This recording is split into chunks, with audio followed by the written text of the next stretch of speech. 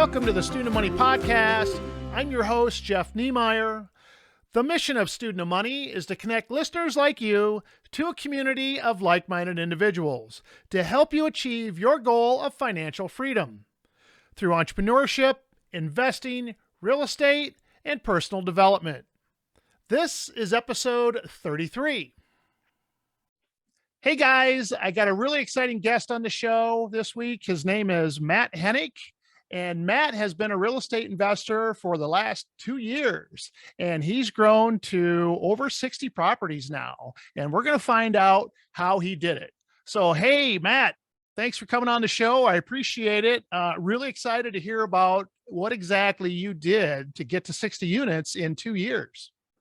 Yeah, absolutely, Jeff. Happy to be here. I got into real estate, like you said, the end of 2019. Just really wanted to grow that passive income so one day can, supersede my living expenses and continue to grow with it. 2.5 years I've been doing it, just been crazy, buying, everything I could, especially rates low, with money I've saved over the last 10 plus years, just being very frugal my whole life. And I've taken on some private debt as well to help fund acquisitions. But let me get this straight. You are 25 years old. Is that right? That's correct. 25 years old, and you're already in the real estate game. That's what I really like about that. That's pretty awesome. So raised in the Chicago suburbs, and you currently live in Dubuque, Iowa. That's correct. Yeah, I came here for college in 2015 and been here since. Been awesome. And so you're still working, you have a full-time job then, correct? So give me a little bit of history about your background. Yeah, so I have an accounting finance degree from Loras College, graduated in class of 2019. And then after that, worked at a manufacturing company in Dubuque as a cost accountant. I also interned there during college. And then currently I'm a financial analyst at a software company here in town. I work a lot, obviously, as you could probably assume, with a full-time job in real estate, but I really love them both right now. So with a background in finance, did you know that that's kind of where you wanted to do, is say accounting and finance? Yeah, I actually went to school. I was going to be a police officer. I was a criminal justice major. Very quickly decided that wasn't for me. Went into comp sci, decided that technology wasn't for me either. Landed on finance accounting. Really, the rationale on that was everyone needs an accountant, no matter what kind of business it is, small or large. And then after that, I just obviously decided that one day I want to be self-employed, and real estate was the way to do it. So do you think you have some kind of an advantage with real estate because of your accounting, or do you think, I personally think everybody can do real estate because the math is not that complicated. You don't have to be a CPA, an accountant, or an attorney, but did it sway you? Did it help you? Yeah, and I actually have that conversation a lot with other investors around the area. I think it did. I think my ability to just open up Excel and like you said, it's very basic math, but still just be able to do it quickly, do it often, not really think about much of the non-number related stuff at first. A lot of people have hard times putting aside a lot of emotions when they're doing deal analysis. I say if it doesn't work in Excel, it won't work in real life. And it's the opposite sometimes, and the vice versa, that it might work in real life and not on Excel, but I'm definitely a numbers guy first. And I think that really helps with the acquisition side of it. Yeah, totally. I always say real estate is actually just a business pretty much like all others, that it really comes down to the ones and zeros and the income statements, balance sheets, and the whole thing with accounting. I think some people think maybe real estate, like you said, they might make their real estate investments based on emotion and not the numbers. But if you treat a real estate business just like you would any other business, and you make your decisions based on the financial analysis, you're going to be successful. And you have to treat real estate like a business and not to get emotional. So when you put in an offer on a property, sometimes you're like, I really want to get that property, but the numbers don't work. And if the numbers don't work, the property's not going to work. You might end up getting into a bad deal. So if you invest using the numbers from the start, then I think you're going to be successful and you're going to find deals. Has that been your experience? Yeah, and I'll actually tell you, I bought one that was an emotional decision. Worked on paper. There was a little extra work it was going to need that I'm used to and whatnot. I loved the building, and I would sell it in a heartbeat at a loss. It's just I shouldn't have bought it. I made an emotional decision.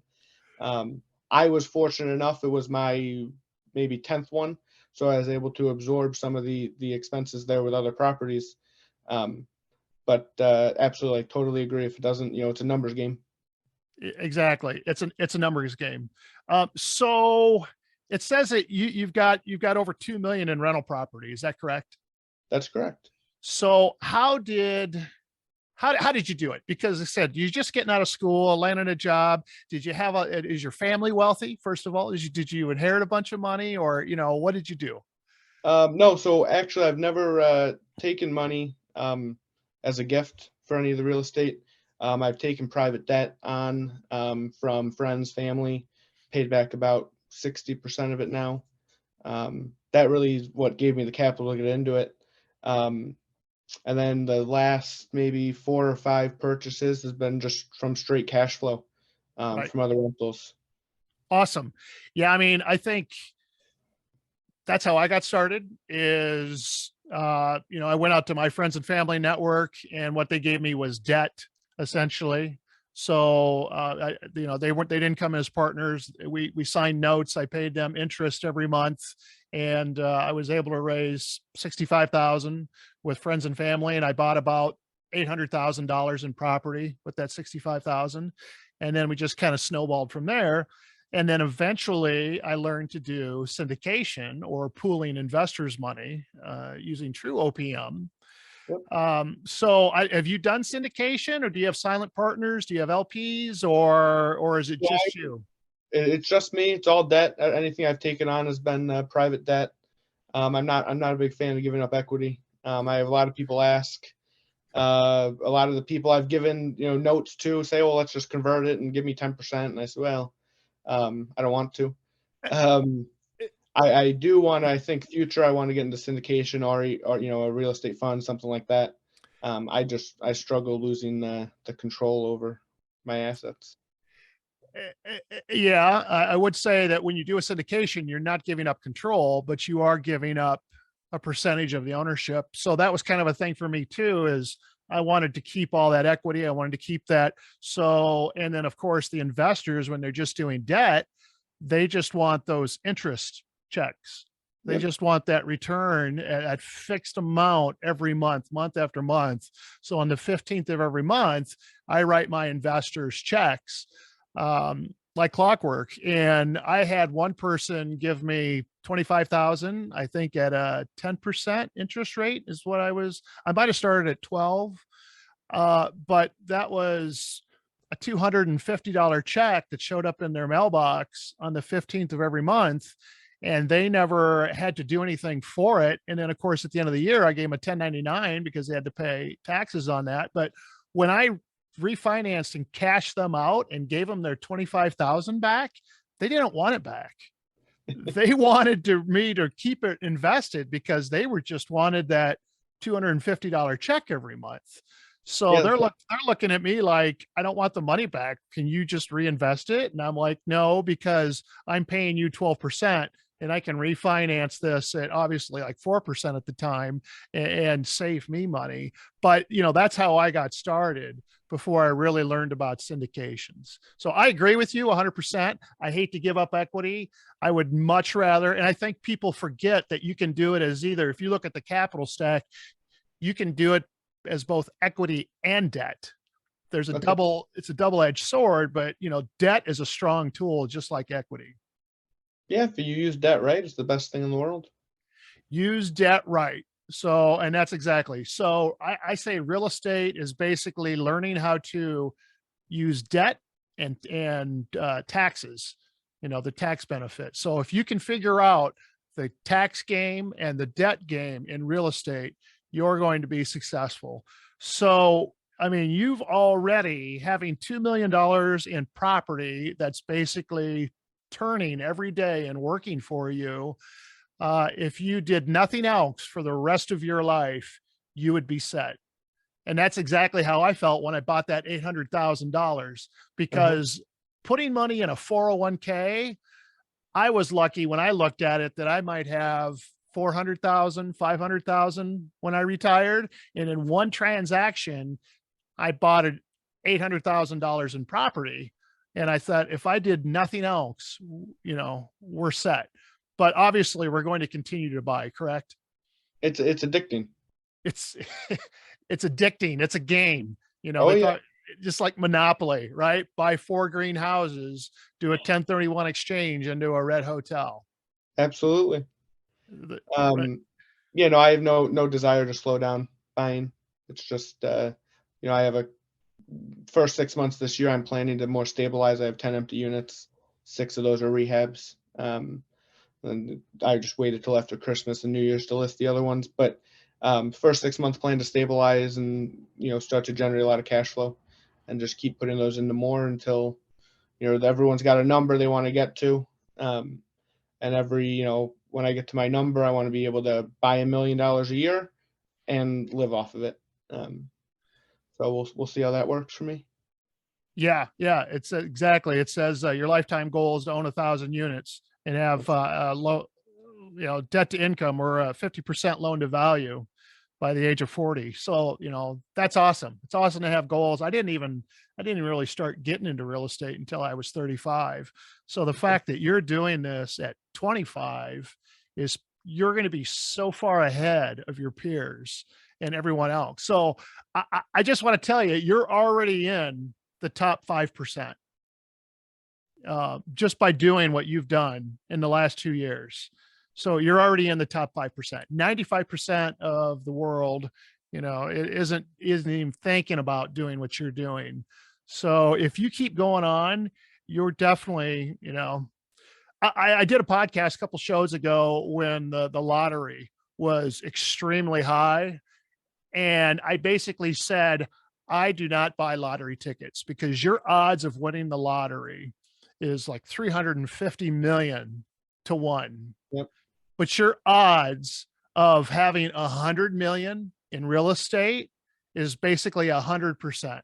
It's 100% going to happen if you do the work and learn the education and learn it. I would much rather have 100% probability of success than 1 in 350 million. It's the one is strictly gambling and it's a long shot, and people dump tons of money into buying lottery tickets. Where, as far as I'm concerned, you've already won the lottery. And even if you have a problem or a hiccup, what you're learning is going to get you past that. If you had to start out from zero again today, in 2 years, you'd be right back at it, correct? I'd assume so. Yep, You I would do assume the so. same. You would. You would. I have no doubt about it. So tell me, what are you doing? What are you doing for? Obviously, I met you at a real estate meeting, a monthly real estate meetup, and tell me a little bit about what you're doing to for your self education. Yeah, so actually, people are always surprised when I tell them this. I've really never listened to a podcast, never really read a book. Like we talked about, it's a numbers game. I'm good at numbers. I didn't start going to those networking events probably until I had 25 units.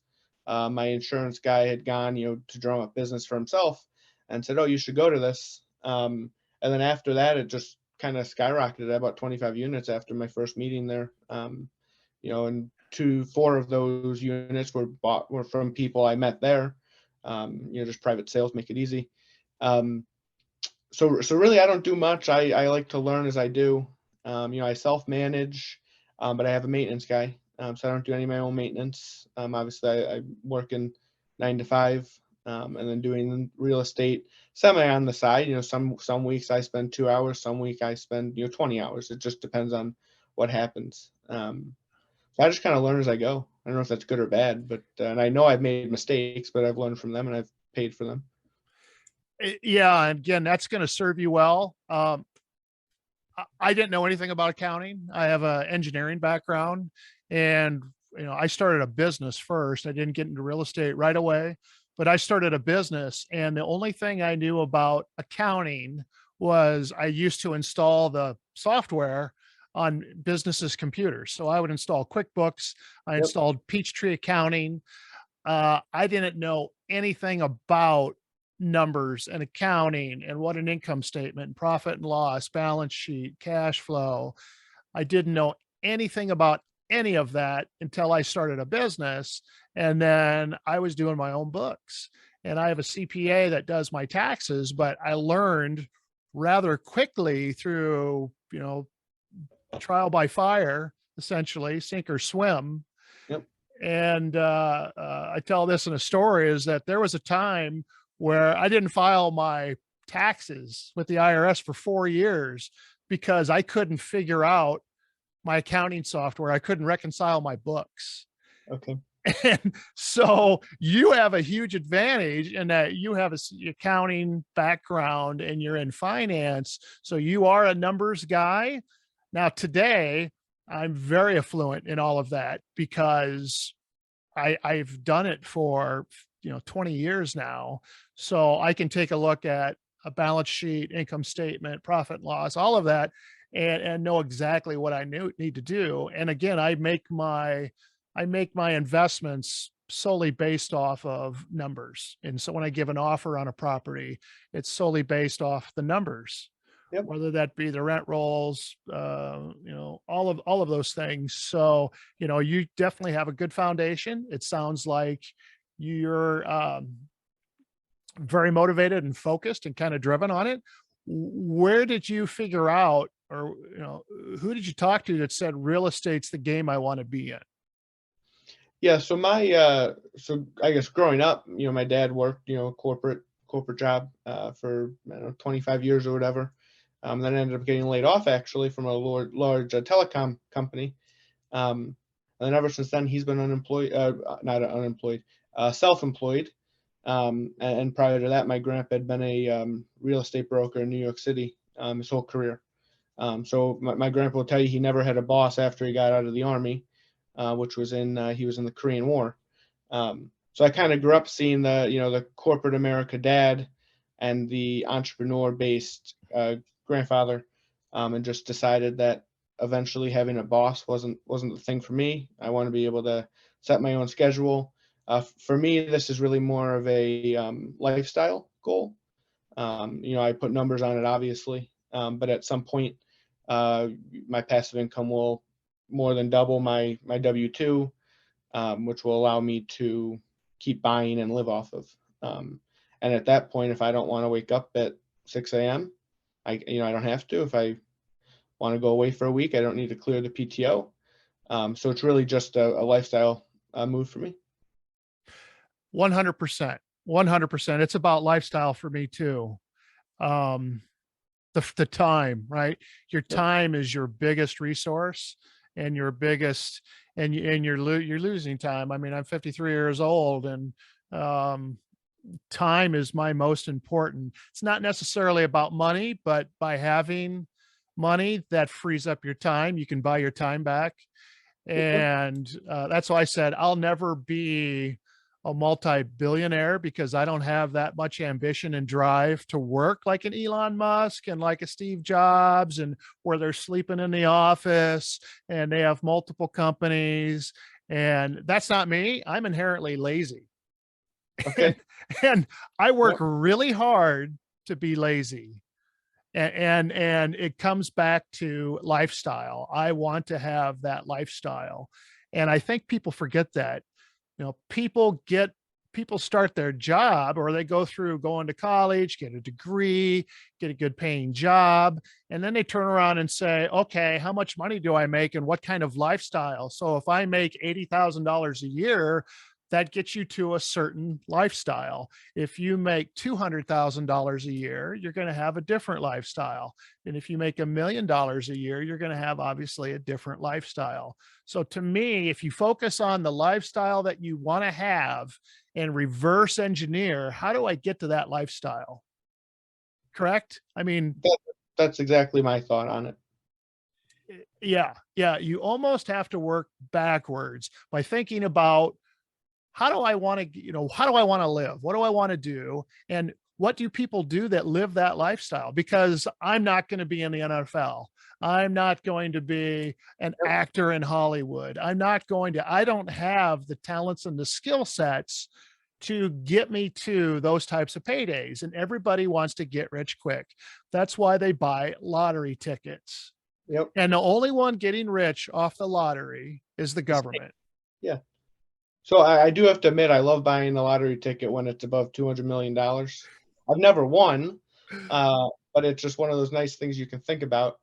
Um, And so that goes back to dream building, right? And to me, that's almost frustrating. It's almost frustrating to sit there and with a lottery ticket saying, wow, if I won and became, a 500 million or a billionaire, what would I do with that money? And what you're doing is you're allowing yourself to escape into that for a while, but then of course you don't win. yep. And it kind of crushes you in a way where I'm more motivated at saying, you know what would I do with that $500 million? I would do this, this, and this. Well, I'm not going to win the lottery. So how can I get to that number? Just where I can guarantee if I put in the work and if I do the work, I'm going to get to that. And to me, that's more important because those are actually obtainable and they're actually something that you can do. And my number is 100 million. That's where I'm trying to get to is 100 million. And I know that I'm going to get there just because what I'm trying to do is actually attainable and people have done it before me. And of course, I'm following people that have done it before me. And real estate just happens to be that vehicle to get you there. I don't think Is that 100 million of income or of assets? 100 million in assets, 100 million in assets, and hopefully paid off 100 million. So, because I hate to sell, I'm acquiring, I'm buying, I hate to sell because I don't want to be taxed. And, so that's the goal. And your goal is, so 1,000 units, I think 100 million is right around, I penciled it out. It's 900 and some units. Yeah.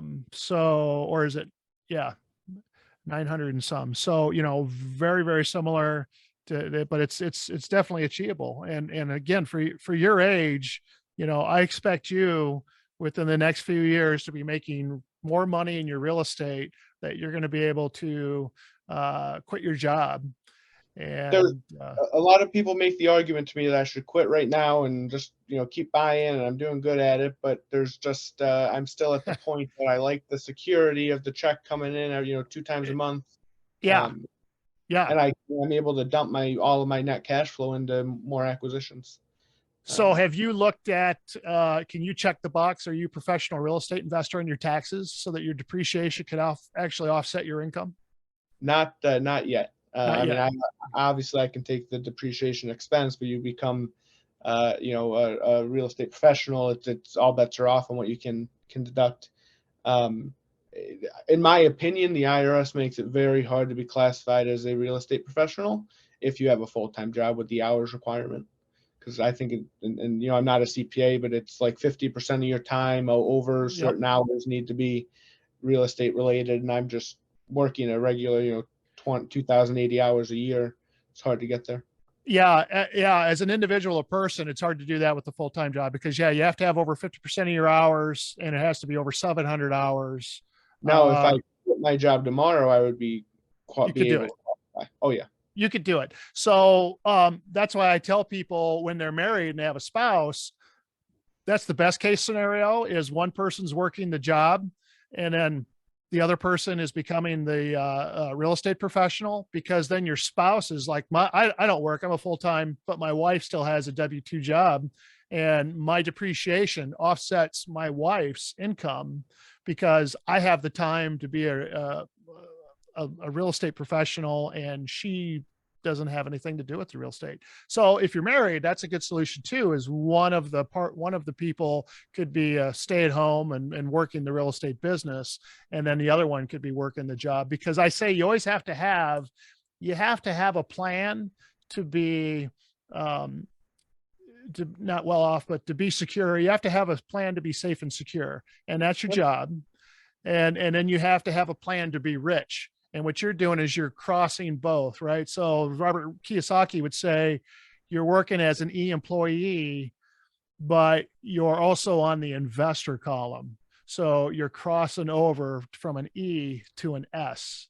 So a lot of people, when they want more money, they just go get a second job and they're still in the E column, right? So you want to cross over to be a business owner or an investor. So Yep. No, absolutely. Totally agree.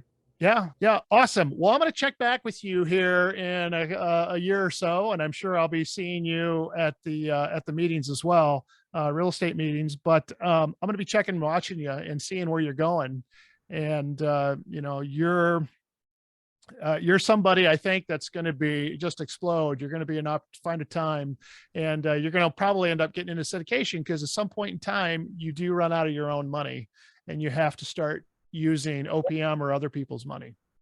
No, you're absolutely right. We'll get there one day. The one thing you and I have in common that you mentioned when we met, you would never use your personal house to fund your real estate investments, which Ex- is something which I've always said. And actually, I hope to have my house paid off by the time I'm 27, my personal house. And I have that argument all the time because people, their house, in Dubuque, Iowa, you had great appreciation in the last 3 years. People going Yeah. out taking 50 grand second on it. And I'm like, well, that's great. But if your investment fails, you tie it in your place where you sleep every night. Exactly. And you want to be able to, again, be safe and secure. You do not want to jeopardize your house. So if something does go bad, it's not going to be the house, right? I'll sell a rental Right. property, but I want my house completely paid off so that I can sleep and nothing can ever take the only thing that can take your house away from you is a foreclosure from a bank, which means they have debt on it. You've Yep. mortgaged it. And refinancing your house to take out cash slows you way down as far as building their equity. So keep your mortgages and your debt on your rental real estate, but pay your house off. Absolutely. All right. Well, we're going to wrap this up. Running up against my Zoom window again here on time. But tell me, how do we? Any last thoughts? And then also, how do we get a hold of you if someone wants to talk to you? Yeah. So I guess to get a hold of me, my email is matt@mzhproperties.com. I'm very responsive and always happy to help investors. I would say if you're thinking about getting into real estate, buy a duplex, and if you hate it, I'll buy it from you. That's my line. I say it all the time. Sadly, everyone that I've helped buy their first duplex and talked them through the process and given them my tips and tricks, they've never came back to me and wanted to sell it. But there's always a buyer out there if you really hate it. Whether it's me or you or name a person, you can find someone to buy it, because I think that's a lot of people get stuck on the analysis and the what ifs, and I just tell people just do it.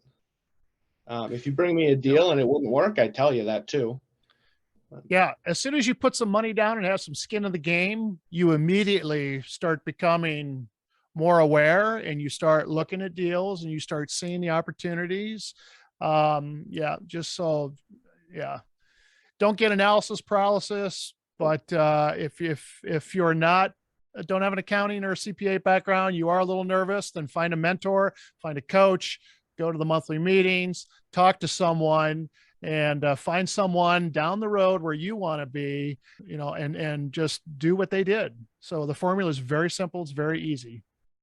No, absolutely. So, all right. Well, thanks, Matt. Thanks for being on the show today. For everybody out there listening, we're going to follow back up with Matt and see how he's doing down the road. But I got a feeling that he's going to be knocking it out of the park and doing well for himself. So I guess I'll just wrap it up here and let everybody know I've got an event going on at the end of January in Cedar Rapids, January 22nd. It's a Sunday afternoon at the Cedar Rapids Public Library. It's our big Eastern Iowa launch event for our real estate investing meetups, and I invite everybody to go check it out. Go check me out on my website at studentofmoney.org. And so I will see everybody next time right here on Student of Money.